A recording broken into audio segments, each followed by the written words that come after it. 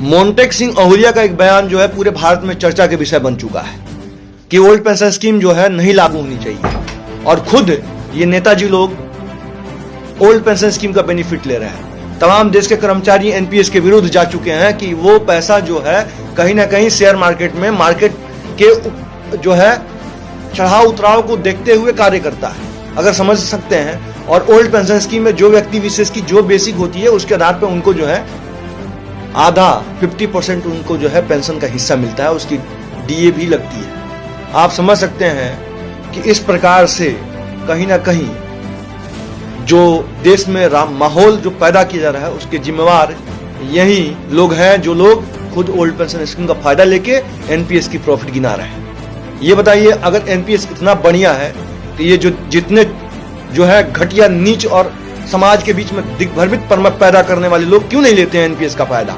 ये खुद एनपीएस में क्यों नहीं है? और एनपीएस का फायदा गिनाने वाले लोगों को मैं कहता हूं कि दिन दूर नहीं है जिस दिन तुम लोग का पाप का घड़ा भर जाएगा, पूरे भारत में एक क्रांति चलेगी जिस क्रांति का भुगतभोगी सभी को भुगतना पड़ेगा।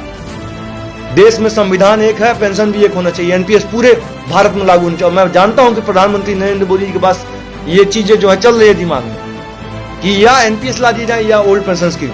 अगर ओल्ड पेंशन स्कीम अच्छा है, कर्मचारी 60 साल देश के लिए देता है, तो समझना चाहिए जब कर्मचारी 60 साल देश के लिए दे रहा है, 60 साल राज्य सरकार के लिए दे रहा है, 60 साल केंद्र सरकार के लिए दे रहा है, अलग अलग प्रकार से जो भर्तियां हुई है उसके लिए जब दे रहा है, उसने तो अपनी जवानी को तो पूरे देश के लिए समर्पित कर दिया। और जो उसके साथ बॉर्डर पे जो पैरामिलिट्री फोर्स के जवान हैं, जो उसके साथ पुलिस के जवान हैं, जो 24 आवर्स कोविड के समय में जिन्होंने ड्यूटी दी और अपनी कुर्बानी दिया देश के लिए, उनके बारे में क्या कौन सोचता है? कहां गए मोंटेक सिंह अहुलिया? क्यों नहीं खड़ा हुए कोविड में? क्यों नहीं खड़ा हुए एनपीएस के जो फायदे गिनाने वाले लोग हैं? घर में बैठ के प्रवचन देना छोड़ दो, ग्राउंड में आना है तो प्रधानमंत्री नरेंद्र मोदी से सीखो कि ग्राउंड में कैसे काम किया जाता है।